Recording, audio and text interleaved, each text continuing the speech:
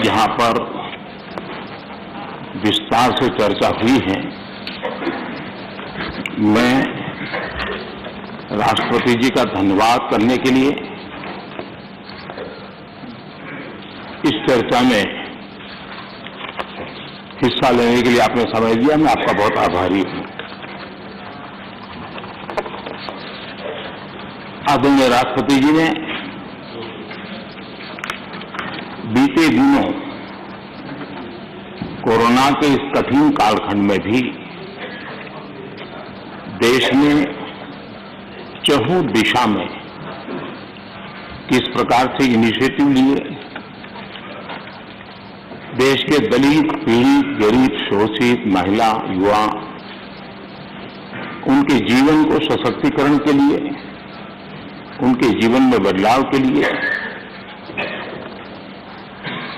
देश में जो कुछ भी गतिविधि हुई है उसका एक संक्षिप्त खाका देश के सामने प्रस्तुत किया और उसमें आशा भी है, विश्वास भी है, संकल्प भी है, समर्पण भी है। अनेक माननीय सदस्यों ने विस्तार से चर्चा की है। माननीय खड़गे जी ने कुछ देश के लिए, कुछ दल के लिए, कुछ खुद के लिए काफी कुछ बातें बताई थी। आनंद शर्मा जी ने भी, उनको जरा समय की तकलीफ रही,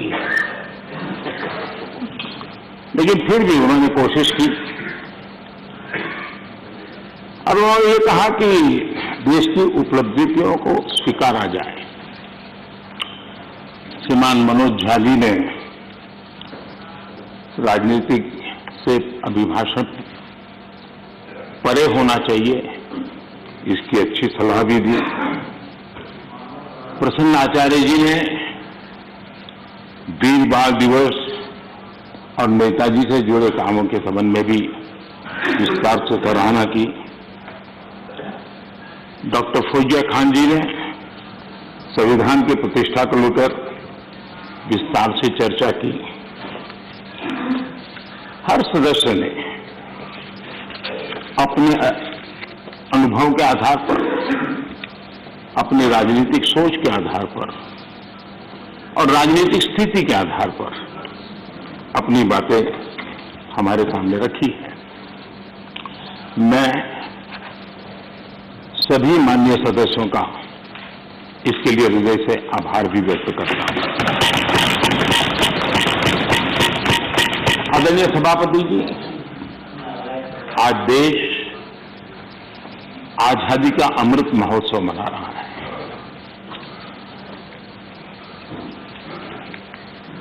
पचहत्तर साल का आजादी के कालखंड में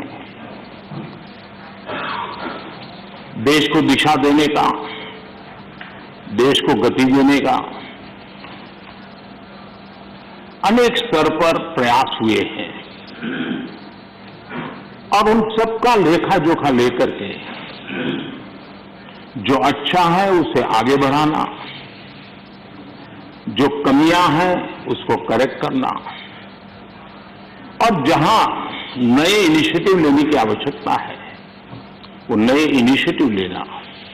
और देश जब आजादी के 100 साल मनाएगा तब हमें देश को कहां ले जाना है, कैसे ले जाना है, किन किन योजनाओं के सहारे हम ले जा सकते हैं, इसके लिए ये बहुत ही महत्वपूर्ण समय है। और हम सभी राजनीतिक नेताओं ने, राजनीतिक क्षेत्र के कार्यकर्ताओं ने अपना ध्यान पर भी और देश का ध्यान भी आने वाले 25 साल के लिए देश को कैसे आगे ले जाना, इसके लिए केंद्रित करना चाहिए। और मुझे विश्वास है कि उससे जो संकल्प उभरेंगे, उस संकल्प में सबकी सामूहिक भागीदारी होगी,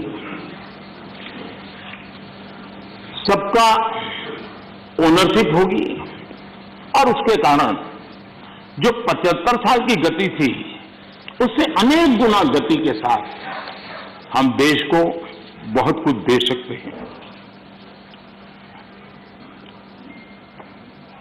आदरणीय सभापति जी, कोरोना एक वैश्विक महामारी है और पिछले 100 साल में मानव जात ने इतना बड़ा संकट नहीं देखा है। और संकट की तीव्रता देखिए, मां बीमार है एक कमरे में, लेकिन बेटा उस कमरे में प्रवेश न कर पाए। पूरे मानव जात के लिए ये कितना बड़ा संकट था। और अभी भी ये संकट बहुरूपिया है, नए नए रंग रूप लेकर के कभी न कभी कुछ न कुछ आफतें लेकर के आता है। और पूरा देश और पूरी दुनिया, पूरी मानव जात उससे जूझ रही है। हर कोई रास्ते खोज रहे हैं। आज 130 करोड़ के भारत के लिए दुनिया में जब प्रारंभिक कोरोना का प्रारंभ हुआ, चर्चा यही थी भारत का क्या होगा और भारत के कारण दुनिया की कितनी बर्बादी होगी, इसी दिशा में चर्चा हो रही थी। लेकिन ये 130 करोड़ देशवासियों की संकल्प शक्ति, उनका सामर्थ्य और उन्होंने जो भी जीवन में उपलब्ध था उसके बीच में डिसिप्लिन का पालन करने का प्रयास किया कि आज विश्व में भारत के प्रयासों की सराहना हो रही है। और इसका गौरव ये किसी राजनीतिक दल का कार्यक्रम नहीं था, ये अचीवमेंट देश का है, 130 करोड़ देशवासियों का है। अच्छा होता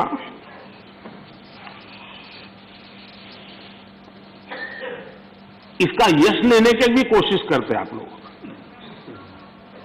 तो आपके खाते में कुछ जमा होता। लेकिन अब ये भी सिखाना पड़े। खैर, वैक्सीनेशन के संबंध में अभी प्रश्नकाल में हमारे आदरणीय मंत्री जी ने विस्तार से बात तो बताई है कि जिस प्रकार से भारत वैक्सीनेशन बनाने में, इनोवेशन में, रिसर्च में और उसके इम्प्लीमेंटेशन में आज भी दुनिया में वैक्सीन के खिलाफ बहुत बड़े आंदोलन चल रहे हैं। लेकिन वैक्सीन से मेरा लाभ हो या न लाभ हो, लेकिन कम से कम वैक्सीन लगाऊंगा तो मेरे कारण किसी और का नुकसान नहीं होगा। इस एक भावना ने 130 करोड़ देशवासियों को वैक्सीन लेने के लिए प्रेरित किया। ये भारत का मूलभूत चिंतन का प्रतिबिंब है जो विश्व के लोगों के सामने रखना हर हिंदुस्तानी का कर्तव्य है।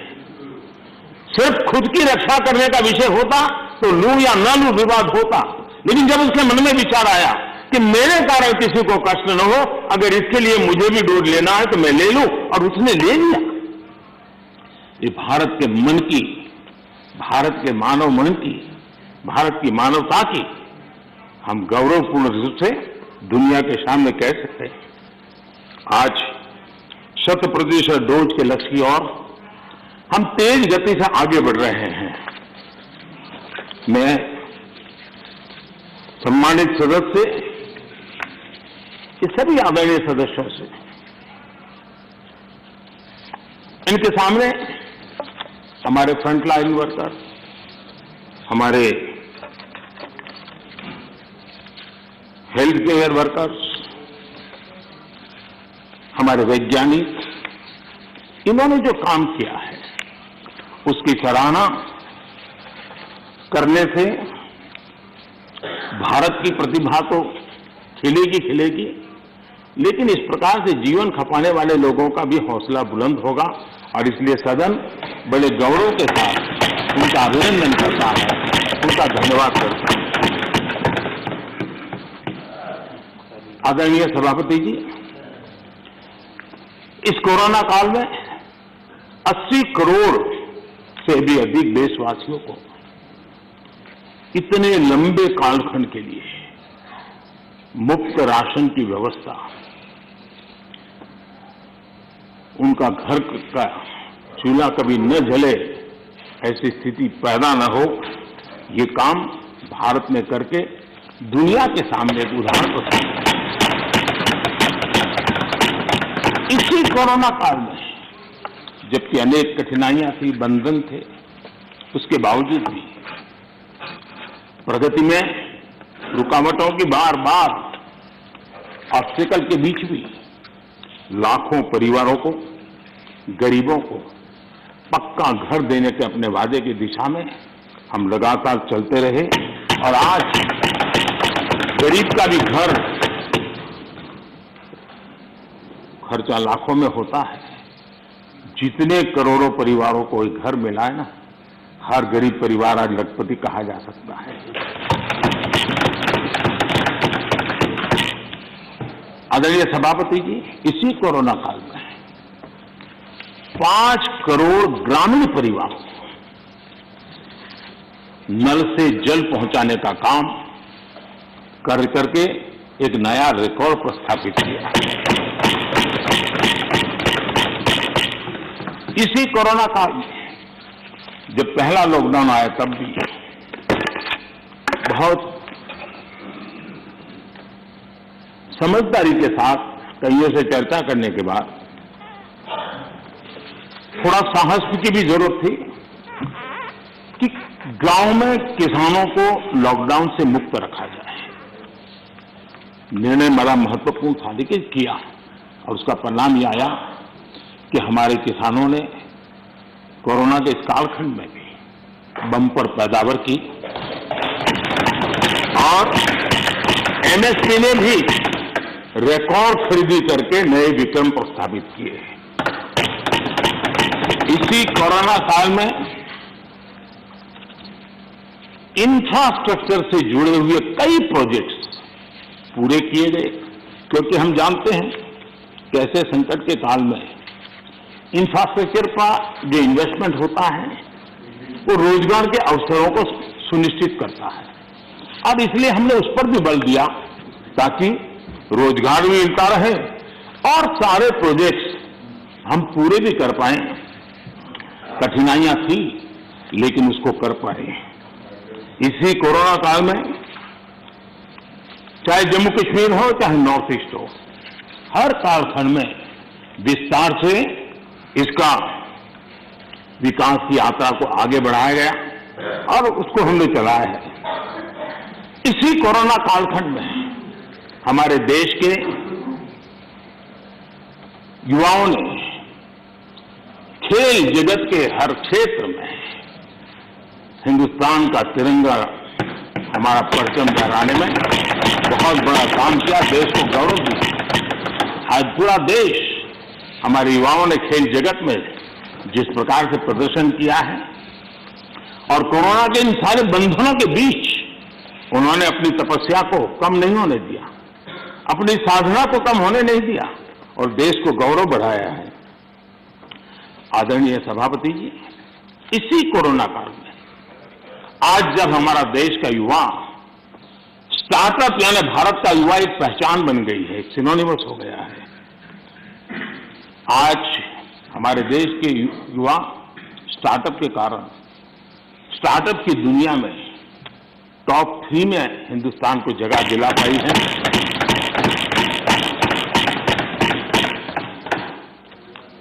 आदरणीय सभापति जी, इसी कोरोना काल में चाहे COP26 का मामला हो, चाहे G20 समूह का क्षेत्र हो या चाहे समाज जीवन के अंदर अनेक अनेक विषयों में काम करना हो, चाहे दुनिया के 150 देशों को दवाई पहुंचाने की बात हो, भारत ने एक लीडरशिप रोल लिया है। आज भारत की इस लीडरशिप की दुनिया में चर्चा है, उसकी स्वीकृति है। आदरणीय सभापति जी, जब संकट का काल होता है चुनौतियां अपार होती हो, विश्व की हर शक्ति अपने ही बचाव में लगी होती है, कोई किसी की मदद नहीं कर पाता है, ऐसे कालखंड में कुछ संकटों से बाहर निकालना, आज मुझे अटल बिहारी वाजपेयी जी की कविता के उन शब्द हम सबके लिए प्रेरणा दे सकते हैं। अटल जी ने लिखा था, व्याप्त हुआ बर्बर अंधियारा, व्याप्त हुआ बर्बर अंधियारा, किंतु चीरकर तम की छाती, किंतु चीरकर तम की छाती, चमका हिंदुस्तान हमारा। किंतु चीरकर तम की छाती, चमका हिंदुस्तान हमारा, शत शत आघातों को सहकर, शत शत आघातों को सहकर, जीवित हिंदुस्तान हमारा, जीवित हिंदुस्तान हमारा। जग के मस्तर पर रोली सा, जग के मस्तर पर रोली सा, शोभित हिंदुस्तान हमारा, शोभित हिंदुस्तान हमारा। अटल जी के शब्द आज के इस कालखंड में भारत के सामर्थ्य का परिचय कराते हैं। आदरणीय सभापति जी, इस कोरोना काल में सभी क्षेत्रों को रुकावटों के बीच भी आगे बढ़ने के लिए भरपूर प्रयास किए गए, लेकिन इसमें कुछ क्षेत्र थे जिस पर थोड़ा विशेष बल भी दिया गया, क्योंकि वो व्यापक जनहित में आवश्यक था, युवा पीढ़ी के लिए आवश्यक था। कोरोना काल में जिन विशेष क्षेत्रों पर फोकस किया, उसमें से मैं दो की चर्चा जरूर करना चाहूंगा। एक एमएसएमई सेक्टर, सबसे ज्यादा रोजगार देने वाला एक क्षेत्र है। हमने शिक्षित किया, उसी प्रकार से खेतीबाड़ी क्षेत्र, उसमें भी कोई रुकावट ना आए उसको निश्चित किया, और उसी की वजह से मैंने वर्णन किया, बम्पर क्रॉप हुआ, सरकार ने रिकॉर्ड खरीद भी की। महामारी के बावजूद गेहूं, धान की खरीदी के नए रिकॉर्ड बने, किसानों को ज्यादा एमएसपी मिला, और वो भी डायरेक्ट बेनिफिट ट्रांसफर की स्कीम के तहत मिला। पैसा सीधा उनके बैंक खातों में जमा हुआ, और मैंने तो पंजाब के लोगों के कई वीडियो देखे, क्योंकि पंजाब में पहली बार डायरेक्ट बेनिफिट ट्रांसफर से पैसा गया।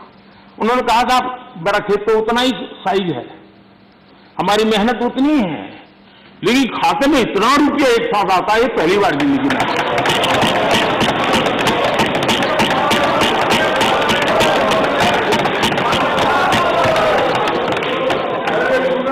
इससे संकट के समय किसानों के पास कैश की सुविधा रही। ऐसे कदमों से ही इतने बड़े सेक्टर को शॉक्स और डिसरप्शन से हम बचा पाए।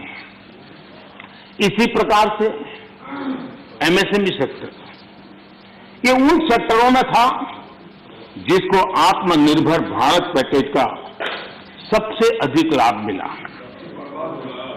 अलग अलग मंत्रालयों ने जो पीएलआई स्कीम लॉन्च की, उससे मैन्युफैक्चरिंग को बल मिला। भारत अब लीडिंग मोबाइल मैन्युफैक्चरर बन गया है, और एक्सपोर्ट में भी उसका योगदान बढ़ रहा है। ऑटोमोबाइल और बैटरी, इस क्षेत्र में भी पीएलआई स्कीम उत्साहजनक परिणाम दे रही है। जब इतने बड़े स्तर पर मैन्युफैक्चरिंग और वो भी ज्यादातर एमएसएमई सेक्टर के द्वारा होता है। तो स्वाभाविक है, दुनिया के देशों से ऑर्डर भी मिलते हैं, ज्यादा अवसर भी मिलते हैं। और सत्य ये है कि इंजीनियरिंग गुड्स जो बड़ी मात्रा में एमएसएमई बनाते हैं, इस समय जो एक्सपोर्ट का आंकड़ा बड़ा बना है, उसमें ये इंजीनियरिंग गुड का भी बहुत बड़ा योगदान है। ये भारत के लोगों के कौशल्य का और भारत के एमएसएमई की ताकत को प्रदर्शित करता है। हमारी डिफेंस मैन्युफैक्चरिंग इंडस्ट्री को हम देखें, यूपी और तमिलनाडु में डिफेंस कॉरिडोर बना रहे हैं, एमओयू जो हो रहे हैं, जिस प्रकार से लोग इस क्षेत्र में आ रहे हैं, एमएसएमई क्षेत्र के लोग आ रहे हैं डिफेंस के सेक्टर में, ये अपने आप में उत्साहवर्धक है कि देश के लोगों में सामर्थ्य है और देश को डिफेंस के क्षेत्र में आत्मनिर्भर बनाने के लिए हमारे एमएसएमई क्षेत्र के लोग बहुत साहस जुटा रहे हैं, आगे आ रहे हैं। आदरणीय सभापति जी, एमएसएमई को जैम, उसके माध्यम से सरकार में जो सामान की खरीदी होती है, उसका एक बहुत बड़ा माध्यम बनाया है और वो प्लेटफॉर्म के कारण आज बहुत सुविधा बनी है। उसी प्रकार से हमने एक बड़ा महत्वपूर्ण निर्णय किया है, और निर्णय ये है कि सरकार में 200 करोड़ से 200 करोड़ रुपए तक के जो टेंडर होंगे, वो टेंडर ग्लोबल नहीं होंगे, उसमें हिंदुस्तान के लोगों को ही अवसर दिया जाएगा, और जिसके कारण हमारे एमएसएमई सेक्टर को और इसके द्वारा हमारे रोजगार को बल मिलेगा। आदरणीय सभापति जी, इस सदन में आदरणीय सदस्यों ने रोजगार के संबंध में भी कुछ महत्वपूर्ण बातें उठाई हैं, कुछ लोगों ने सुझाव भी दिए हैं। कितनी जॉब क्रिएट्स हुई है, ये जानने के लिए ईपीएफओ पैरोल, ये ईपीएफओ पैरोल सबसे विश्वस्त माध्यम माना जाता है। साल 2021 में लगभग 1 करोड़ 20 लाख नए ईपीएफओ के पैरोल पे जुड़े, और ये हम न भूलें, ये सारे फॉर्मल जॉब से, मैं इनफॉर्मल की बात नहीं कर रहा, फॉर्मल जॉब से, और इनमें भी 60-65 लाख 18 से 25 साल की आयु के हैं। इसका मतलब ये हुआ कि उम्र पहली जॉब की है, यानी पहली बार जॉब मार्केट में उनकी एंट्री हुई है। आदरणीय सभापति जी, रिपोर्ट बताती है कि कोरोना के पहले की तुलना में कोविड रिस्ट्रिक्शन खुलने के बाद हायरिंग दोगुनी बढ़ गई है। नेस्कॉम की रिपोर्ट में भी यही ट्रेंड की चर्चा है। इसके अनुसार 2017 के बाद डायरेक्ट इनडायरेक्ट करीब, नेस्कॉम का कहना है, 27 लाख जॉब्स आईटी सेक्टर में, और ये सिर्फ स्किल की दृष्टि नहीं, उससे ऊपर के लेवल के लोग होते हैं जिनको रोजगार प्राप्त हुआ है। मैन्युफैक्चरिंग बढ़ने की वजह से भारत के ग्लोबल एक्सपोर्ट में वृद्धि हुई है, और उसका लाभ रोजगार के क्षेत्र में सीधा सीधा होता है। आदरणीय सभापति जी, साल 2021 में, यानी सिर्फ एक साल में, भारत में जितने यूनिकॉर्न्स बने हैं, वो पहले के वर्षों में बने कुल यूनिकॉर्न से भी ज्यादा है। और ये सब रोजगार की गिनती में अगर नहीं आता है, तो फिर तो रोजगार से ज्यादा राजनीति की चर्चा ही मानी जाती है। आदरणीय सभापति जी, कई माननीय सदस्यों ने महंगाई की भी चर्चा की है। 100 साल में आई इस भयंकर वैश्विक कोरोना की महामारी पूरी दुनिया को प्रभावित किया है। अगर महंगाई की बात करें तो अमेरिका में 40 साल में सबसे अधिक महंगाई का ये दौर अमेरिका झेल रहा है। ब्रिटेन 30 साल में सबसे अधिक महंगाई के मार से आज परेशान है। दुनिया के 19 देशों में जहां यूरो करेंसी है, वहां महंगाई का दर हिस्टोरिकली हाईएस्ट है, उच्चतम है। ऐसे माहौल में भी महामारी के दबाव के बावजूद हमने महंगाई को एक लेवल पर रोकने का बहुत प्रयास किया है, ईमानदारी से कोशिश की। 2014 से लेकर 2020 तक ये दर 4 से 5% के आसपास थी। इसकी तुलना जरा यूपीए के दौर से करें तो पता चलेगा कि महंगाई होती क्या है। यूपीए के समय महंगाई डबल डिजिट छू रही थी। यूपीए के समय डबल डिजिट छू रही थी। फिर आज हम एकमात्र बड़ी इकोनॉमी है जो हाई ग्रोथ और मीडियम इन्फ्लेशन अनुभव कर रहे हैं।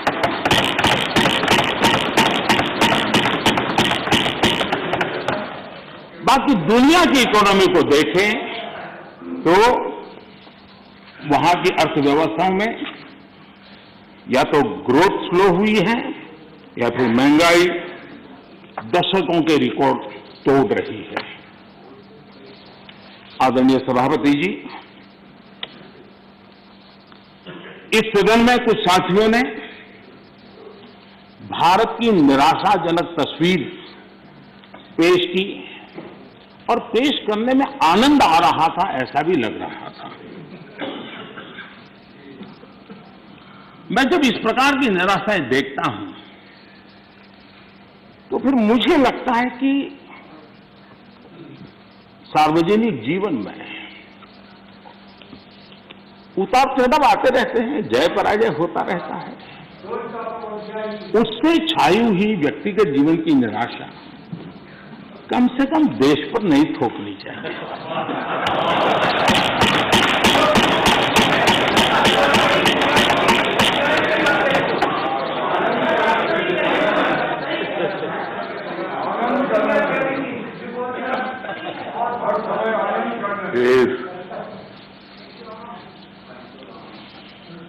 मैं जानता नहीं, लेकिन हमारे यहाँ गुजरात में एक बात है, शरद राव जानते होंगे, वो यहाँ महाराष्ट्र में भी होगा।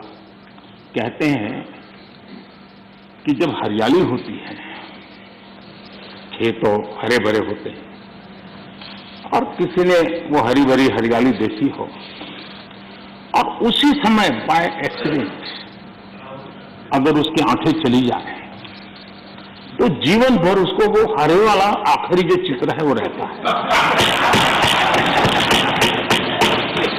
वैसा 2013 तक के जिस दुर्दशा में गुजारा और 14 में अचानक देश की जनता ने जो रोशनी की, उसमें जो आंखें किसी की चली गई है, उनको पुराने दिन दिखते हैं। आदरणीय सभापति जी,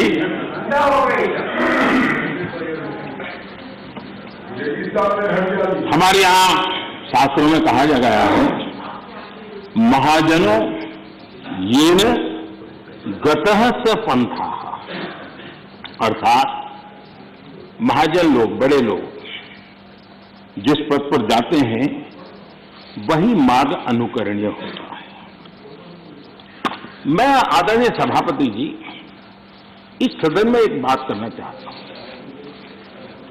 यहां कोई भी हो, किसी दिशा में बैठा हो, उधर हो, यहां हो, कोई भी हो, लेकिन जनप्रतिनिधि अपने आप में छोटा हो बड़ा हो क्षेत्र का लीडर होता है, नेतृत्व करता है। वो जो भी उसका कमांड एरिया होगा वहां के लोग उसको देखते हैं, उसकी बातों को फॉलो करते हैं। और ऐसा सोचना ठीक नहीं है कि हम सत्ता में है तो लीडर और वहां बैठ गए तो अरे क्या हो गया, ऐसा नहीं होता है। कहीं पर भी आप है, अगर जनप्रतिनिधि हैं आप सच्चे अर्थ में लीडर है। और लीडर अगर इस प्रकार से सोचेगा, ऐसी निराशा से भरा हुआ लीडर होगा तो क्या होगा भाई?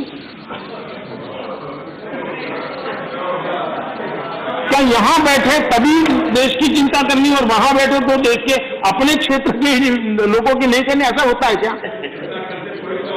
किसी से नहीं सीखते तो शरद राव से सीखो। मैंने देखा है शरद राव ही सुमर में भी अनेक बीमारियों के बीच भी क्षेत्र के लोगों को प्रेरणा देते रहते हैं। हमें निराश होने की जरूरत नहीं भाई।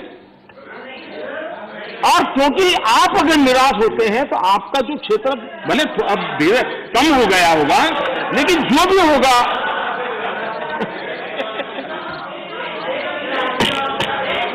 ये बैठ के रनिंग कमेंट्री करना उचित नहीं है, पद्धति भी नहीं है।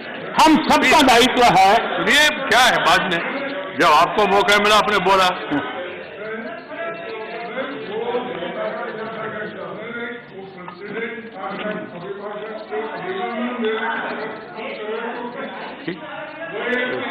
ठीक है ठीक है, खड़गे जी आपको बुलाएंगे।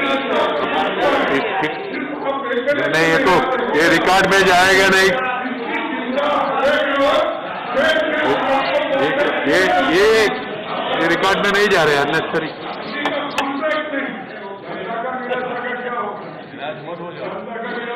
प्लीज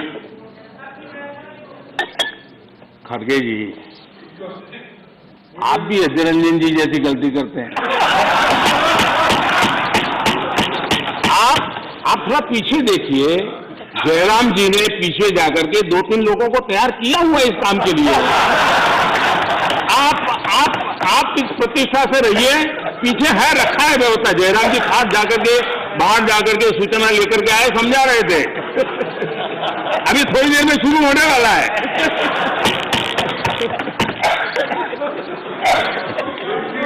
आप सम्मानीय नेता है।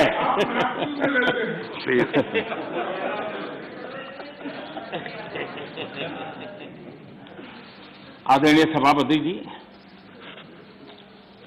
सत्ता किसी की भी हो, सत्ता में कोई भी हो, लेकिन देश के सामर्थ्य को कम नहीं आंकना चाहिए।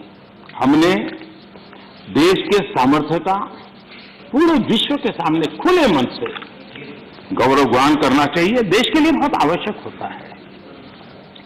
आदरणीय सभापति जी, सदन में हमारे एक साथी ने कहा vaccination is not a big deal. Vaccination is not a big deal. मैं ये देखकर हैरान हूं, कुछ लोगों को भारत की इतनी बड़ी उपलब्धि नहीं लग रही है।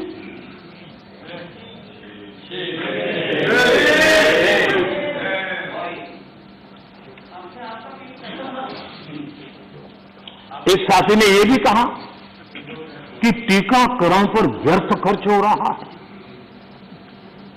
ये तो सुनेगा तो क्या लगेगा ऐसे लोगों को?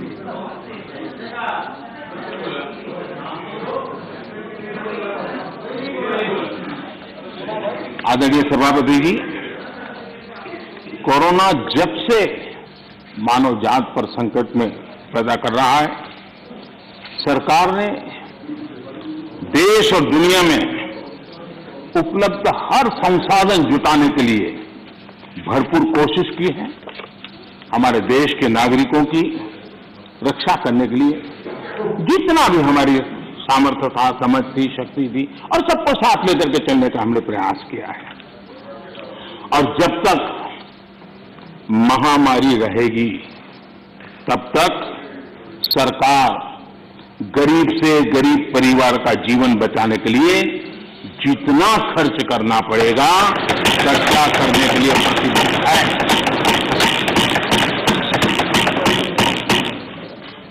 लेकिन कुछ दल के बड़े नेता बीते 2 सालों में उन्होंने जो अपरिपक्वता दिखाई है उससे देश को भी बहुत निराशा हुई है। हमने देखा है कि कैसे राजनीतिक स्वार्थ में खेल खेले गए हैं। भारतीय वैक्सीन के खिलाफ मुहिम चलाई गई। थोड़ा सोचिए, जो पहले आपने कहा था आज जो हो रहा है इसको थोड़ा दोनों साथ मिलाकर देखिए। हो सकता है सुधार की संभावना हो तो कुछ काम आ जाएगा। आदरणीय सभापति जी, देश की जनता जागरूक है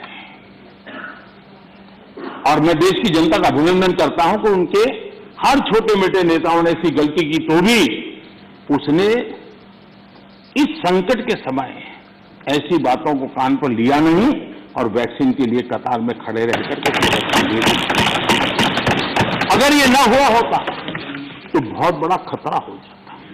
लेकिन अच्छा हुआ, देश की जनता कुछ नेताओं से भी आगे निकल गई। ये देश के लिए अच्छा है। आदरणीय सभापति जी, इस पूरा कोरोना कालखंड एक प्रकार से फेडरल स्ट्रक्चर का उत्तम उदाहरण मैं कह सकता हूं। 23 बार शायद किसी एक प्रधानमंत्री को एक कार्यकाल में मुख्यमंत्रियों की इतनी मीटिंग करने का अवसर नहीं आया होगा। मुख्यमंत्रियों के साथ 23 मीटिंगें की गई और विस्तार से चर्चाएं की और मुख्यमंत्रियों के सुझाव और भारत सरकार के पास जो जानकारियां थी उसमें मिलजुल करके, क्योंकि सदन में राज्यों से जुड़े हुए वरिष्ठ नेता यहां बैठे हैं और इसलिए मैं ये कहना चाहूंगा, ये अपने आप में बहुत बड़ी घटना है। 23 मीटिंगें करना इस कालखंड में और विस्तार से चर्चा करके रणनीति बनाना और सबको ऑन बोर्ड लेकर के चलना, और चाहे केंद्र सरकार हो, राज्य सरकार हो या स्थानीय स्वराज की संस्था की इकाइयां हो, सबने मिलकर के प्रयास किया है। हम किसी की योगदान को कम नहीं आंकते, हम तो इसको देश की ताकत मानते हैं। लेकिन आदरणीय सभापति जी, कभी आत्मचिंतन करने की जरूरत है कुछ लोगों को। जब कोरोना की ऑल पार्टी मीटिंग बुलाई गई, सरकार की तरफ से विस्तार से प्रेजेंटेशन देना था और एक तरफ से कोशिश की गई कि कुछ दल न जाए, उनको समझाने की कोशिश हुई और खुद भी नहीं आए, ऑल पार्टी मीटिंग का बहिष्कार किया। और मैं शरद राव जी का फिर से आभार व्यक्त करना चाहूंगा। शरद राव जी ने कहा, देखिए भाई, ये कोई यूपीए का निर्णय नहीं है, मैं जिसको कह सकता हूं मैं कहूंगा। और शरद राव जी आए, बाकी टीएमसी सहित सभी दल के लोग आए और उन्होंने अपने बहुमूल्य सुझाव भी दिए। ये संकट देश पर था, मानव जात पर था, उसमें भी आपने बहिष्कार किया। ये पता नहीं आपके एडवाइस कौन कहां से आप सलाह लेके आते हैं, आपका भी नुकसान कर रहे हैं। देश रुका नहीं, देश चल पड़ा, आप अटक गए और हर एक को आश्चर्य हुआ। सब लोग, आप दूसरे दिन के अखबार देख लीजिए, क्या आपकी आलोचना हुई है, क्यों ऐसा किया, इतना बड़ा काम। लेकिन आदरणीय सभापति जी, हमने होलिस्टिक हेल्थ केयर पर फोकस किया। आधुनिक चिकित्सा परंपरा, भारतीय चिकित्सा पद्धति, दोनों को आयुष मंत्रालय ने भी इस समय बहुत काम किया। सदन में कभी कभी ऐसे मंत्रालयों की चर्चा भी नहीं होती है, लेकिन ये देखना होगा, आज विश्व में हमारे आंध्र तेलंगाना के लोग बताएंगे, हमारी हल्दी का एक्सपोर्ट जो बढ़ रहा है, वो इस कोरोना ने लोगों को भारत की उपचार पद्धति पर आकर्षित किया, ऐसा कहना है। दुनिया के लोगों, आज कोरोना कालखंड में भारत ने अपने फार्मा उद्योग को भी सशक्त किया है। पिछले 7 साल में हमारा जो आयुष का उत्पादन है, उसका एक्सपोर्ट बहुत बड़ा है और नई नई डेस्टिनेशन में पहुंच रहा है। इसका मतलब कि भारत की जो ट्रेडिशनल मेडिसिन है, उसने विश्व में अपनी एक पहचान बनाना शुरू किया है।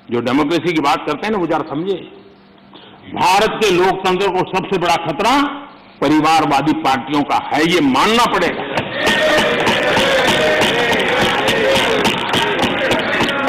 और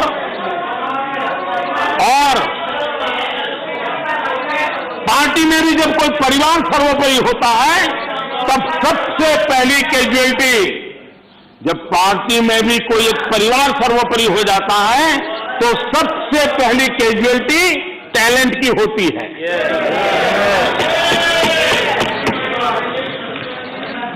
देश ने अरसे तक इस सोच का बहुत नुकसान उठाया है। मैं चाहता हूं कि सभी राजनीतिक दल लोकतांत्रिक आदर्शों और मूल्यों को अपने दलों में भी विकसित करें, उसको समर्पित करें, और हिंदुस्तान की सबसे पुरानी पार्टी के रूप में कांग्रेस इसकी जिम्मेवारी ज्यादा उठाए। आदरणीय सभापति जी, यहां पर यह कहा गया कि कांग्रेस न होती तो क्या होता।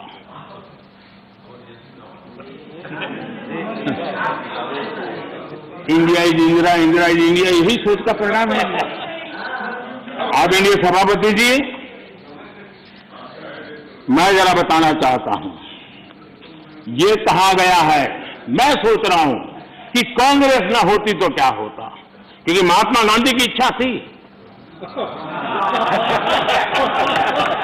क्योंकि महात्मा गांधी को मालूम था कि इनके रहने से क्या क्या होने वाला है, और इन्होंने कहा था पहले से इसको खत्म करो, इसको बिखेर दो। महात्मा गांधी ने कहा था। लेकिन अगर ना होती महात्मा गांधी की इच्छा के अनुसार, अगर हुआ होता, अगर महात्मा गांधी की इच्छा के अनुसार कांग्रेस न होती तो क्या होता? लोकतंत्र परिवारवाद से मुक्त होता। भारत विदेशी चश्मे के बजाय स्वदेशी संकल्पों के रास्ते पर चलता। अगर कांग्रेस न होती तो इमरजेंसी का कलंक न होता। अगर कांग्रेस न होती तो दशकों तक करप्शन को संस्थागत बनाकर नहीं रखा जाता। अगर कांग्रेस न होती तो जातिवाद और क्षेत्रवाद की खाई इतनी गहरी न होती। अगर कांग्रेस न होती तो सिखों का नरसंहार न होता। सिखों का नरसंहार न होता। सालों साल पंजाब आतंकी आग में न जलता। अगर कांग्रेस न होती तो कश्मीर के पंडितों को कश्मीर छोड़ने की नौबत न आती। अगर कांग्रेस न होती तो बेटियों को तंदूर में जलाने की घटनाएं न होती।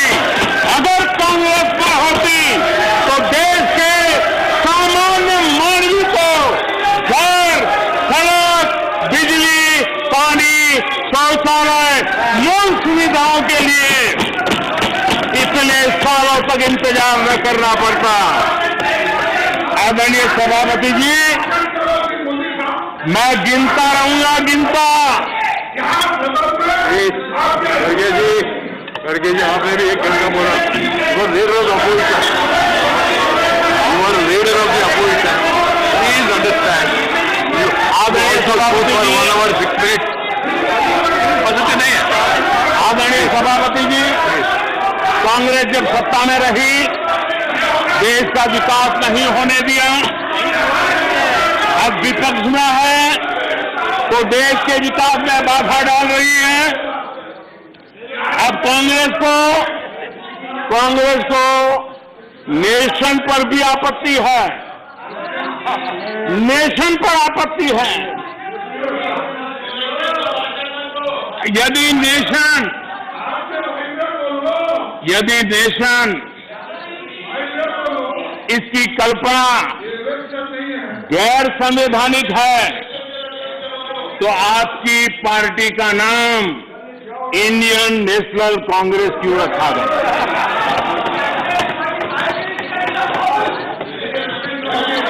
अब आपकी नई सोच आई है तो इंडियन नेशनल कांग्रेस नाम बदल दीजिए और आप फेडरेशन ऑफ कांग्रेस कर दीजिए।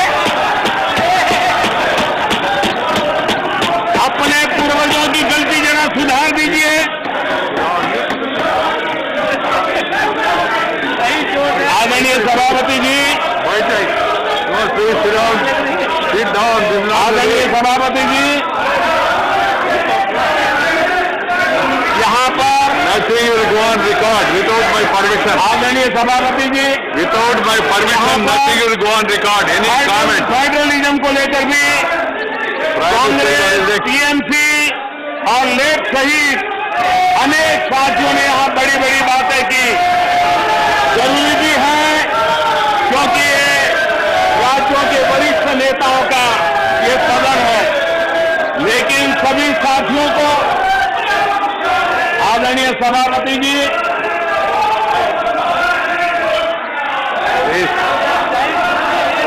This nothing will go on record except what is permitted by the chair. Whatever is permitted by the chair will only go on record. No comment, no noise, no demonstration will go on record. Please, बैठ जाइए.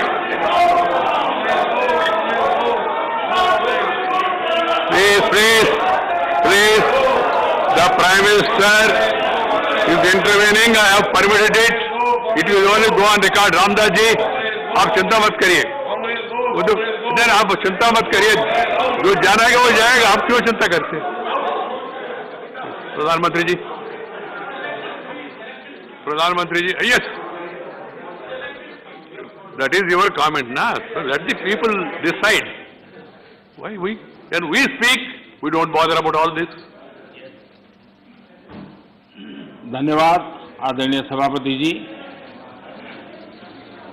लोकतंत्र में सिर्फ सुनाना ही नहीं होता है, सुनना भी लोकतंत्र का हिस्सा है। लेकिन सालों तक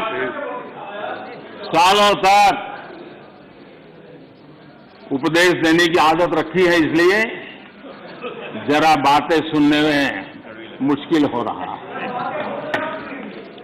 आदरणीय सभापति जी, फेडरलिज्म को लेकर कांग्रेस, टीएमसी और लेफ्ट सहित अनेक साथियों ने यहां कई विचारों को प्रस्तुत किया है और बहुत स्वाभाविक है, और इस सदन में इसकी चर्चा होना और स्वाभाविक है क्योंकि यहां राज्य के वरिष्ठ नेता, उनका मार्गदर्शन इस सदन में हमें मिलता रहता है। लेकिन जब ये बात करते हैं तब मैं आज सबसे आग्रह करूंगा कि हम फेडरलिज्म के संबंध में हमारे जो कुछ भी विचार हैं, कभी बाबा साहब आम्बेडकर को जरूर पढ़ें, बाबा साहब आम्बेडकर की बातों का स्मरण करें। बाबा साहब आम्बेडकर जी ने जो संविधान सभा में कहा था, उसी को मैं कोट कर रहा हूं। और बाबा साहब आम्बेडकर ने कहा था, ये फेडरेशन एक यूनियन है क्योंकि यह अटूट है। प्रशासनिक सुविधा हेतु देश और लोगों को विभिन्न राज्यों में विभाजित किया जा सकता है। प्रशासन के लिए विभिन्न राज्यों में विभाजित किया जा सकता है, लेकिन देश अभिन्न रूप से एक है। उन्होंने एडमिनिस्ट्रेटिव व्यवस्थाएं और नेशन की कल्पना को स्पष्ट किया है, और ये बाबा साहब आम्बेडकर ने संविधान सभा में कहा है। मैं समझता हूं फेडरलिज्म को समझने के लिए बाबा साहब आम्बेडकर के इतने गहन विचारों से अधिक मैं समझता हूं तो मार्गदर्शन के लिए किसी बात की जरूरत है। लेकिन विशेषता ये है, क्या हुआ है हमारे देश में? फेडरलिज्म के इतने बड़े बड़े भाषण दिए जाते हैं, इतने उपदेश दिए जाते हैं, हम क्या वो दिन भूल गए जब एयरपोर्ट पर जरा जरा सी बातों के लिए मुख्यमंत्री हटा दिए जाते थे। आंध्र प्रदेश के पूर्व मुख्यमंत्री टी अंजय जी के साथ क्या हुआ था, ये सदन के अनेक नेता अच्छी तरह जानते हैं। प्रधानमंत्री के बेटे को एयरपोर्ट पर उनका प्रबंध पसंद नहीं आया तो उनको बर्खास्त कर दिया। इसने आंध्र प्रदेश के करोड़ों लोगों की भावनाओं को आहत किया था। इसी प्रकार कर्नाटका के लोकप्रिय मुख्यमंत्री वीरेंद्र पाटिल जी को भी अपमानित करके पद से हटाया गया था, वो तब जब वो बीमार थे। हमारी सोच कांग्रेस की तरह संकीर्ण नहीं है। हम संकीर्ण सोच के साथ काम करने वाले लोग नहीं हैं। हमारी सोच में राष्ट्रीय लक्ष्यों, राष्ट्रीय टारगेट्स और रीजनल एस्पिरेशंस, उसके बीच में हम कोई कॉन्फ्लिक्ट नहीं देखते हैं। हम मानते हैं कि रीजनल एस्पिरेशंस को उतने ही इज्जत के साथ एड्रेस करना चाहिए, समस्याओं का समाधान करना चाहिए। और भारत की प्रगति भी तब होगी जब देश विकास को ध्यान में रखते हुए रीजनल एस्पिरेशंस को एड्रेस करें। ये दायित्व बनता है। जब हम इस बात को कहते हैं देश को आगे बढ़ाना, लेकिन इसकी ये भी शर्त है कि जब राज्य प्रगति करते हैं तब देश की तरक्की होती है। राज्य प्रगति न करे और देश की तरक्की के लिए हम सोचे तो हो नहीं सकता है। और इसलिए पहली शर्त है राज्य प्रगति करे तब देश की तरक्की होती है। और जब देश की तरक्की होती है, देश समृद्ध होता है, देश के अंदर समृद्धि आती है, तो समृद्धि राज्यों में पर्कोलेट होती है और इसके कारण देश समृद्ध बनता है। इस सोच के साथ हम चलते हैं। और मैं तो जानता हूं, मैं गुजरात में था, मुझ पर क्या क्या जुल्म हुए हैं दिल्ली सरकार के द्वारा, इतिहास गवाह है। क्या कुछ नहीं हुआ मेरे साथ, गुजरात के साथ क्या क्या क्या नहीं हुआ। लेकिन उस कालखंड में भी हर दिन, आप मेरे रिकॉर्ड देख लीजिए, मुख्यमंत्री के नाते मैं हमेशा एक ही बात कहता था कि गुजरात का मंत्र क्या है, देश के विकास के लिए गुजरात का विकास। हमेशा दिल्ली में किसकी सरकार है सोच करके नहीं करते थे, देश के विकास के लिए गुजरात का विकास। और यही फेडरलिज्म में हम सबका दायित्व यही बनता है कि हम देश के विकास के लिए अपने राज्यों का विकास करेंगे, ताकि दोनों मिलकर के देश को नई ऊंचाई पर ले जाएंगे। और यही तरीका सही तरीका है, उसी रास्ते पर चलना हमारे लिए जरूरी है। और ये बहुत दुखद है, जिनको दशकों तक सरकार चलाने का मौका मिला और उन्होंने राज्यों के साथ कैसे कैसे दमन किए थे। सब यहां बैठे हैं, भुक्तभोगी लोग बैठे हुए हैं, कैसे कैसे दमन किया था। करीब करीब 100 बार राष्ट्रपति शासन ला करके राज्य सरकार, चुनी हुई राज्य सरकारों को उखाड़ के फेंक दिया। आप किस मुंह से बातें कर रहे हो? और इसलिए लोकतंत्र का भी आपने सम्मान किया। और वो कौन प्रधानमंत्री है जिसने अपने कालखंड में 50 सरकारों को उखाड़ के फेंक दिया था, राज्य की 50 सरकारों को। आदरणीय सभापति जी, इन सारे विषयों के जवाब हर हिंदुस्तानी जानता है और उसी की सजा आज उनको भुगतनी पड़ रही है। देश उनको स्वीकार कर लेता है। आदरणीय सभापति जी, कांग्रेस के हाईकमांड जो है, उनकी नीति 3 प्रकार से कामों को लेकर के चलती है। एक, पहले डिस्क्रेडिट करो, फिर डिस्टेबलाइज करो और फिर डिसमिस करो। इसी तरीके से अविश्वास पैदा करो, अस्थिर करो और फिर बर्खास्त करो। इन्हीं बातों को लेकर के चले हैं।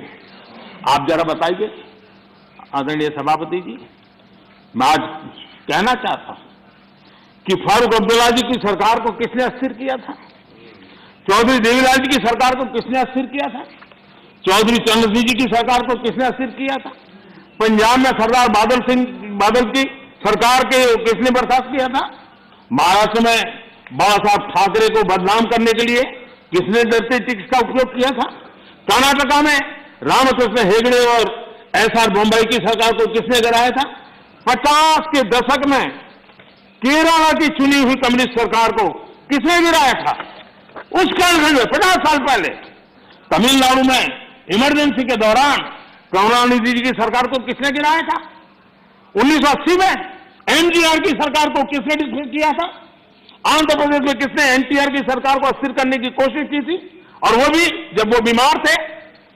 वो कौन सा दल है जिसने मुलायम सिंह जी यादव जी को सिर्फ इसलिए तंग किया था क्योंकि मुलायम सिंह जी केंद्र की बातों के साथ सहमत नहीं होते थे। कांग्रेस ने अपने नेताओं तक नहीं छोड़ा है।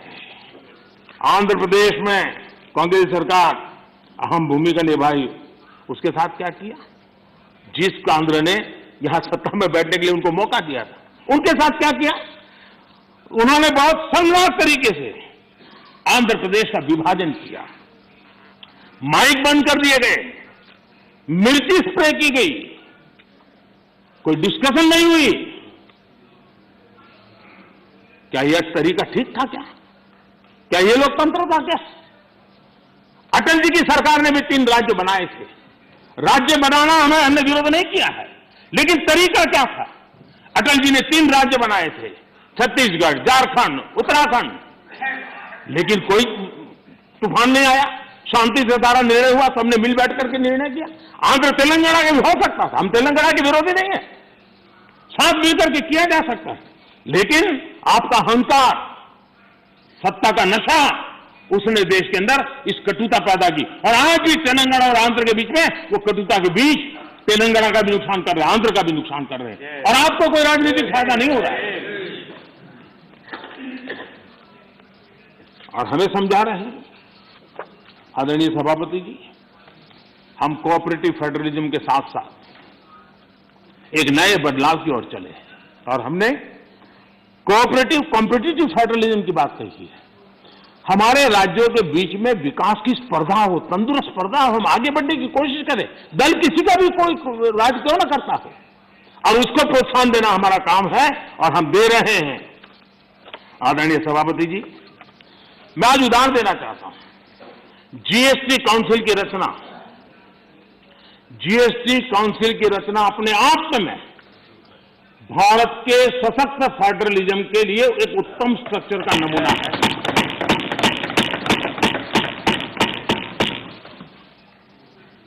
रेवेन्यू के अहम निर्णय जीएसटी काउंसिल में होते हैं, और राज्यों के वित्त मंत्री और भारत के वित्त मंत्री सभी इक्वल टेबल पर बैठ करके निर्णय करते, कोई बड़ा नहीं, कोई छोटा नहीं, कोई आगे नहीं, कोई पीछे नहीं, सब साथ मिलकर के दे। और देश को गर्व होना चाहिए, इस सदन को ज्यादा गर्व होना चाहिए कि जीएसटी के सारे निर्णय, सैकड़ों निर्णय हुए हैं, सबके सब सर्वानुमति से हुए। सभी राज्यों के वित्त मंत्री और भारत के वित्त मंत्री ने मिलकर के किए हैं। इससे बड़ा फेडरलिज्म का उत्तम स्वरूप क्या हो सकता है? कौन इसका गौरव नहीं करेगा? लेकिन हम इसका भी गौरव नहीं करते हैं। आदरणीय सभापति जी, एक और उदाहरण मैं देना चाहता हूं फेडरलिज्म का। हमने देखा कि जैसे सामाजिक न्याय ये देश में बहुत अनिवार्य होता है, वरना देश आगे नहीं बढ़ता है, वैसे भी क्षेत्रीय न्याय भी उतना ही जरूरी होता है। अगर कोई क्षेत्र विकास में पीछे रह जाएगा तो देश आगे भी नहीं बढ़ सकता। और इसलिए हमने एक योजना बनाई, एस्पिरेशनल डिस्ट्रिक्ट। देश में 100 से ऐसे डिस्ट्रिक्ट चुने, अलग अलग पैरामीटर के आधार पर चुने गए, राज्यों के साथ मशवरा करके चुने गए, और उन 100 से अधिक जो डिस्ट्रिक्ट हैं वो राज्य के जो एवरेज डिस्ट्रिक्ट उसकी बराबरी तो कम से कम आ जाए तो बोझ कम हो जाएगा। और उस काम को हमने किया, और आज मैं बड़े संतोष के साथ कहूंगा, बड़े गौरव के साथ कहूंगा, योजना का विचार भले भारत सरकार को आया, लेकिन एक राज्य को छोड़कर के सभी राज्यों ने इसको ओन किया। 100 से अधिक जिलों की स्थिति बदलने के लिए केंद्र सरकार, राज्य सरकार और जिला इकाई आज मिलकर के काम कर रहे हैं और उसमें सभी दलों की सरकार वाले राज्य हैं। ऐसा नहीं है कि वो भारतीय जनता पार्टी की राज्य वाली सरकारें हैं। और सबने मिलकर के इतने उत्तम परिणाम दिए हैं कि बहुत कम समय में एस्पिरेशनल डिस्ट्रिक्ट कई पैरामीटर में अपने राज्य की एवरेज से भी कुछ आगे निकल गए हैं। और ये मैं समझता हूं कि उत्तम से उत्तम काम है। और मैं बताऊं, कुछ आकांक्षी जिले जो एस्पिरेशनल डिस्ट्रिक्ट हैं, उनके जनधन अकाउंट पहले की तुलना में 4 गुना ज्यादा जनधन अकाउंट खोलने का काम किया है। हर परिवार में शौचालय मिले, बिजली मिले, इसके लिए भी उत्तम काम इस एस्पिरेशनल डिस्ट्रिक्ट में सभी राज्यों ने मिलकर के किया है। मैं समझता हूं यही फेडरल स्ट्रक्चर का उत्तम उदाहरण है और उसी से देश की प्रगति के लिए फेडरल स्ट्रक्चर का ताकत का उपयोग होना, ये उसका उदाहरण है। आदरणीय सभापति जी, मैं आज एक और कैसे आर्थिक मदद होती है राज्यों को, किस तरीके से नीतियां कैसे बदलाव लाने से परिवर्तन आता है, उसका भी उदाहरण देना चाहता हूं। वो भी एक समय था जब हमारे प्राकृतिक संसाधन सिर्फ कुछ लोगों की तिजोरियां भरने के लिए काम आते थे। ये दुर्दशा हमने देखी है, उसकी चर्चाएं बहुत चली है। अब इस संपदा राष्ट्र का खजाना बढ़ रही है। हमने कोयले और माइनिंग सेक्टर में रिफॉर्म किए। 2000 में हमने पारदर्शी प्रक्रिया के साथ खनिज संसाधनों का ऑक्शन किया। हमने रिफॉर्म्स की प्रक्रिया को जारी रखा, जो जैसे वैध लाइसेंस की बिना चार्ज के ट्रांसफर, 50% प्रोड्यूसर्स की ओपन मार्केट में सेल बिक्री, अर्ली ऑपरेशनलाइजेशन पर 50% रिबेट, बीते एक साल में माइनिंग रेवेन्यू लगभग 14,000 करोड़ रुपए से बढ़कर लगभग 35,000 करोड़ रुपए पर पहुंचा है। ऑक्शन से जितना भी रेवेन्यू आया वो राज्य सरकारों को मिला है। ये निर्णय किया है, सबसे बड़ी बात यह है, ये सुधार जो लागू हुए हैं इसका राज्य का ही भला हुआ है और राज्य का भला होने में देश का भला है ही है। कोऑपरेटिव फेडरलिज्म का इस क्षेत्र इतना बड़ा महत्वपूर्ण निर्णय, और उड़ीसा इस रिफॉर्म को लागू करने में अग्रिम राज्य रहा। मैं उड़ीसा के मुख्यमंत्री जी को अभिनंदन देता हूं कि उनकी सरकार ने सारे रिफॉर्म को हमारे साथ कंधे से कंधा मिलाकर के काम किया है। आदरणीय सभापति जी, यहां पर यह भी चर्चा हुई कि हम इतिहास बदलने की कोशिश कर रहे हैं। कई बार बोला जाता है, बाहर भी बोला जाता है और कुछ लोग लिखा जाते हैं। मैं देख रहा हूं कि कांग्रेस एक प्रकार से अर्बन नक्सल के चुंगीवाल में फंस गई है। उनकी पूरी सोचने के तरीकों को अर्बन नक्सलों ने कब्जा कर लिया है और इसलिए उनकी सारी सोच गतिविधि डिस्ट्रक्टिव बन गई है और देश के लिए चिंता का विषय, बड़ी गंभीरता से सोचना पड़ेगा। अर्बन नक्सल ने बहुत चालाकीपूर्वक कांग्रेस की इस दुर्दशा का फायदा उठा करके उसके मन को पूरी तरह कब्जा कर लिया, उसके विचार प्रवाह को कब्जा कर लिया है और उसी के कारण बार बार ये बोल रहे हैं इतिहास बदल रहा है। आदरणीय सभापति जी, हम सिर्फ कुछ लोगों की याददाश्त को ठीक करना चाहते हैं, थोड़ा उनका मेमोरी पावर बढ़ाना चाहते हैं। हम कोई इतिहास बदल नहीं रहे हैं। कुछ लोगों का इतिहास कुछ ही साल से शुरू होता है, हम जरा उसको पहले ले जा रहे हैं और कुछ नहीं कर रहे। अगर उनको 50 साल के इतिहास में मजा आता है तो हमको 100 साल तक ले जा रहे हैं। किसी को 100 साल तक मजा आता है तो हम 200 साल के इतिहास में ले जाते हैं। किसी को 200 से लगता है हम 300 ले जाते हैं। अब जो 300 साढ़े 300 ले जाएंगे तो छत्रपति शिवाजी का नाम आएगा ही आएगा। हम तो उनकी मेमोरी को सतेज कर रहे हैं, हम इतिहास बदल नहीं रहे। कुछ लोगों का इतिहास सिर्फ एक परिवार तक सीमित है, क्या करें इसका? और इतिहास तो बहुत बड़ा है, बड़े पहलू है, अनेक उतार चढ़ाव है और हम इतिहास के इस दीर्घकालीन कालखंड को याद कराने का प्रयास कर रहे हैं, क्योंकि गौरवपूर्ण इतिहास को भुला देना इस देश के भविष्य के लिए ठीक नहीं है। ये हम अपना दायित्व समझते हैं और इसी इतिहास से सबक लेते हुए हमने आने वाले 25 साल में देश को नई ऊंचाइयों पर ले जाने का एक विश्वास पैदा कर रहा है। और मैं समझता हूं ये अमृत कालखंड अब इसी से आगे बढ़ने वाला है। इस अमृत कालखंड में हमारी बेटियां, हमारे युवा, हमारे किसान, हमारे गांव, हमारे दलित, हमारे आदिवासी, हमारे पिछड़े समाज के हर तबके का योगदान हो, उनकी भागीदारी हो, उसको लेकर के हम आगे बढ़े। कभी कभी हम 1857 के स्वतंत्र संग्राम की ओर देखेंगे। हमारे आदिवासी क्षेत्रों में 1857 के स्वतंत्र संग्राम में जो योगदान दिया गया है, कभी हमें पढ़ने को नहीं मिल रहा है। इतने महान स्वर्णिम पुरुषों को हम कैसे भूल सकते हैं? और हम इन चीजों को याद कराने की कोशिश कर रहे हैं। हमारी कोशिश है देश आत्मविश्वास से भरा हुआ हो, देश आगे बढ़े। आदरणीय सभापति जी, महिलाओं के सशक्तिकरण भी हमारे लिए प्राथमिकता है। भारत जैसा देश 50% आबादी हमारी विकास यात्रा के जो सबका प्रयास का विषय है, उस सबके प्रयास में सबसे बड़ी भागीदार हमारी माताएं बहनें हैं। देश की 50% जनसंख्या,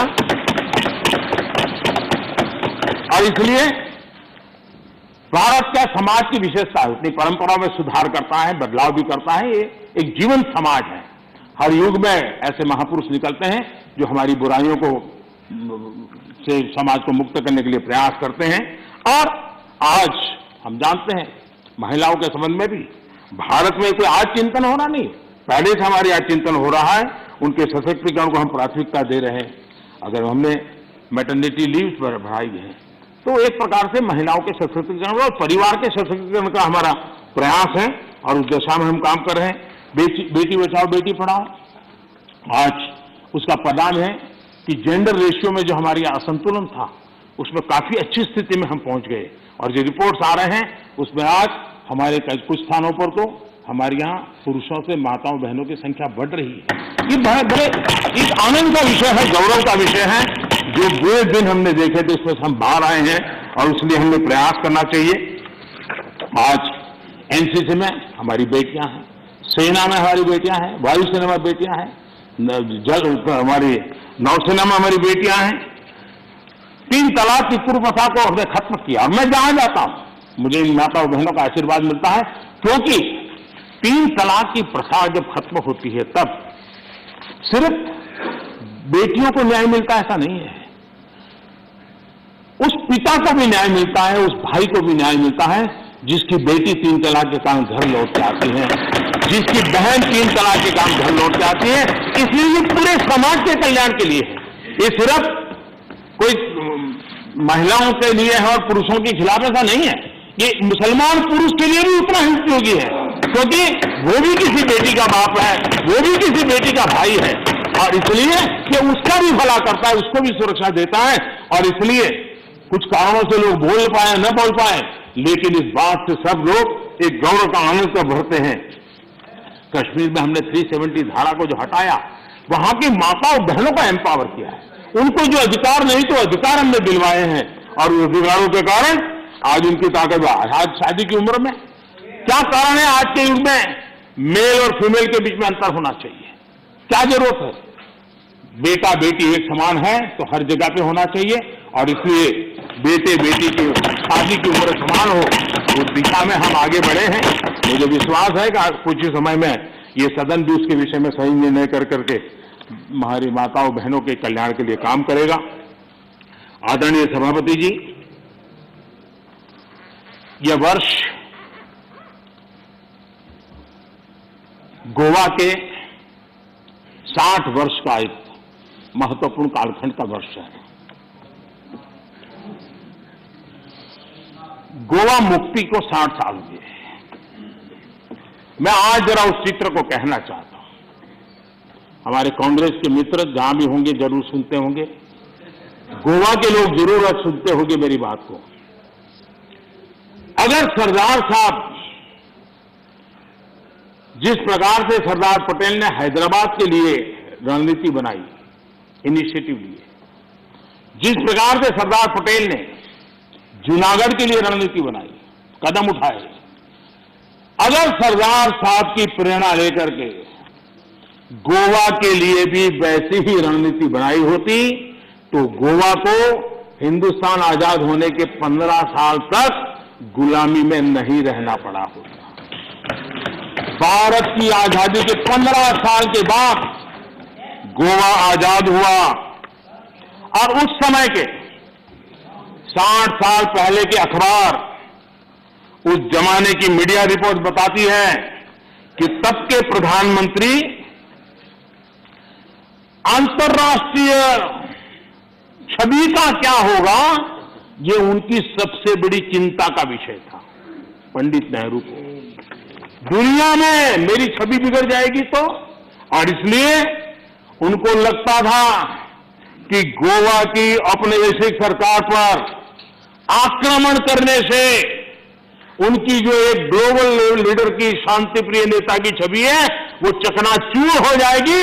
गोवा को जो होता है होने दो, गोवा को जो झेलना पड़े झेलने दो, मेरी छवि को कोई नुकसान ना हो। और इसलिए जब वहां सत्याग्रहों पर गोलियां चल रही थी, विदेशी सल्तनत गोलियां चला रही थी, हिंदुस्तान का हिस्सा, हिंदुस्तान के ही मेरे भाई बहन, उन पर गोलियां चल रही थी, और तब हमारे देश के प्रधानमंत्री ने कहा था कि मैं सेना नहीं दूंगा, मैं सेना नहीं भेजूंगा। सत्याग्रहियों की मदद करने से उन्होंने इनकार कर दिया था। ये गोवा के साथ कांग्रेस ने किया हुआ जुल्म है और गोवा को 15 साल ज्यादा गुलामी के जंजीरों में जकड़ के रखा गया और गोवा के अनेक वीर पुत्रों को बलिदान देना पड़ा, लाठी गोलियों से जिंदगी को बसर करनी पड़ी। ये हाल पैदा किए थे। नेहरू जी ने 15 अगस्त 1955 को पंडित नेहरू ने लाल किले से जो कहा था, मैं जरा कोट करना चाहता हूं। अच्छा होता कांग्रेस के मित्र यहां होते तो नेहरू जी का नाम सुनकर के कम से कम उनका दिन बहुत अच्छा जाता, और इसलिए उनकी प्यास बुझाने के लिए मैं बार बार नेहरू जी को भी याद करता हूं। नेहरू जी ने कहा था, लाल किले से कहा था, मैं उनको कोट करता हूं, कोई धोखे में ना रहे, भाषा देखिए, कोई धोखे में ना रहे कि हम वहां फौजी कार्रवाई करेंगे। कोई फौज गोवा के आसपास नहीं है। अंदर के लोग चाहते हैं कि कोई शोर मचाकर ऐसे हालात पैदा करे कि हम मजबूर हो जाएं फौज भेजने के लिए। हम नहीं भेजेंगे फौज, हम उसको शांति से तय करेंगे। समझ लें सब लोग इस बात को। ये हुंकार 15 अगस्त को गोवा वासियों के एस्पिरेशंस के खिलाफ कांग्रेस के नेता के बयान है। पंडित नेहरू जी ने आगे कहा था, जो लोग वहां जा रहे हैं, लिमेश जी, लोहिया जी समेत सब लोग वहां सत्याग्रह कर रहे थे, आंदोलन कर रहे थे, देश के सत्याग्रही जा रहे थे। हमारे जगन्नाथ राव जोशी कर्नाटक के से उनके नेतृत्व में सत्याग्रह हो रहा था।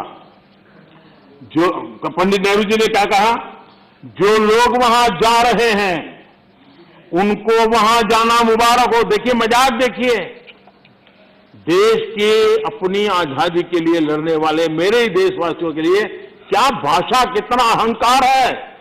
वो लोग वहां जा रहे हैं, उनको वहां जाना मुबारक हो, लेकिन ये भी याद रखें कि अपने को सत्याग्रही कहते हैं तो सत्याग्रह के उसूल, सिद्धांत और रास्ते भी याद रखें। सत्याग्रह के पीछे फौजें नहीं चलती और ना ही फौजों की पुकार होती है। असहाय छोड़ दिया गया मेरे देश के नागरिकों को। ये गोवा के साथ किया। गोवा की जनता कांग्रेस के इस रवैये को कभी भूल नहीं सकती है। आदरणीय सभापति जी, हमें यहां फ्रीडम ऑफ एक्सप्रेशन पर भी बड़े भाषण दिए गए और आए दिन हमको जरा समझाया जाता है। मैं जरा आज एक घटना कहना चाहता हूं, और ये घटना भी गोवा के एक सपूत की घटना है, गोवा के एक सम्मानीय गोवा की धरती की एक बेटी की कथा है। अभिव्यक्ति के संबंध में क्या होता था, कैसे होता था, ये उदाहरण मैं देना चाहता हूं। व्यक्ति स्वतंत्रता की बातें करने वाले लोगों का इतिहास में आज खोल रहा हूं, क्या किया है। लता मंगेशकर जी के निधन से आज पूरा देश दुखी है, देश को बहुत बड़ी खोट है। लेकिन लता मंगेशकर जी का परिवार गोवा का है, लेकिन उनके परिवार के साथ कैसा सलूक किया ये भी देश को जानना चाहिए। लता मंगेशकर जी के छोटे भाई पंडित हृदयनाथ मंगेशकर जी, गोवा का गौरवपूर्ण संतान, गोवा की धरती का बेटा, उन्हें ऑल इंडिया रेडियो से निकाल दिया गया। वो ऑल इंडिया रेडियो में काम करते थे, और उनका गुनाह क्या था? उनका गुनाह यह था तो उन्होंने वीर सावरकर की एक देशभक्ति से भरी कविता की ऑल इंडिया रेडियो पर प्रस्तुति दी थी। आप देखिए, हृदयनाथ जी ने एक इंटरव्यू में बताया, उनका इंटरव्यू अवेलेबल है। उन्होंने इंटरव्यू में कहा, जब वो सावरकर जी से मिले कि मैं आपका गीत करना चाहता हूं, तो सावरकर जी ने उनको कहा, क्या तुम जेल जाना चाहते हो क्या? मेरी कविता गाकर के जेल जाना चाहते हो क्या? तो हृदयनाथ जी ने उनकी देशभक्ति से भरी कविता उसे संगीतबद्ध किया। 8 दिन के अंदर उनको ऑल इंडिया रेडियो से निकाल दिया गया। ये आपका फ्रीडम ऑफ एक्सप्रेशन है, ये स्वतंत्रता की आपकी झूठ बातें देश के सामने आपने रखी है। कांग्रेसी सरकारों ने दौरान किस प्रकार जुल्म हुए, ये सिर्फ हृदयनाथ मंगेशकर जी गोवा के बेटे के साथ हुए ऐसे नहीं, इसकी सूची काफी लंबी है। मजरू सुल्तानपुरी जी को पंडित नेहरू की आलोचना करने के लिए 1 साल जेल में बंद कर दिया गया। नेहरू जी के रवैये की आलोचना करने के लिए प्रोफेसर धर्मपाल जी को जेल में डाल दिया गया था। प्रसिद्ध संगीतकार किशोर कुमार जी को इमरजेंसी में इंदिरा जी के सामने न झुकने के कारण, इमरजेंसी के पक्ष में न बोलने के कारण उनको आपातकाल में उनको भी निकाल दिया गया था। हम सभी जानते हैं कि एक विशेष परिवार के खिलाफ अगर कोई थोड़ी सी भी आवाज उठाता है, जरा भी आंख ऊंची करता है, तो क्या होता है। सीताराम केसरी को हम भली भांति जानते हैं, क्या हुआ ये हमें पता है। आदरणीय सभापति जी, मेरी सदन के सदस्यों से, सभी से प्रार्थना है कि भारत के उज्जवल भविष्य पे भरोसा करें। 130 करोड़ देशवासियों के सामर्थ्य पर हम भरोसा करें। हम बड़े लक्ष्य लेकर के इसी सामर्थ्य के आधार पर देश को नई ऊंचाई पर ले जाने के लिए हम कृत संकल्पी बने। आदरणीय सभापति जी, हमने मेरे तेरे अपने पराए इस परंपरा को खत्म करना होगा और एक मत से, एक भाव से, एक लक्ष्य से एक साथ चलना, यही देश के लिए समय की मांग है। एक स्वर्णिम काल है, पूरा विश्व भारत को तरफ बड़े आशा से और बड़े गर्व से देखा। ऐसे समय हम मौका गंवा न दें। देशवासियों के कल्याण के लिए इससे बड़ा कोई अवसर आने वाला नहीं है। ये मौका हम पकड़ लें। 25 साल की यात्रा हमें कहीं से कहां पहुंचा सकती है। हमारे देश के लिए, हमारी परंपराओं के लिए हम गौरव करें, और सभापति जी, हम बड़े विश्वास के साथ मिलकर के चलेंगे। और हमारे यहाँ तो शास्त्रों में कहा गया है, सं गच्छध्वम, सं वदध्वम, संवो मनासी जानताम। यानी हम साथ चले, साथ चर्चा करें, मिलकर हर कार्य करें। इसी आह्वान के साथ मैं राष्ट्रपति जी के अभिभाषण को अनुमोदन करता हूं, उनका धन्यवाद भी करता हूं और सभी आदरणीय सदस्यों ने जो सहभाग किया, विचार रखे, उनका भी धन्यवाद करता हूं। बहुत बहुत धन्यवाद। I shall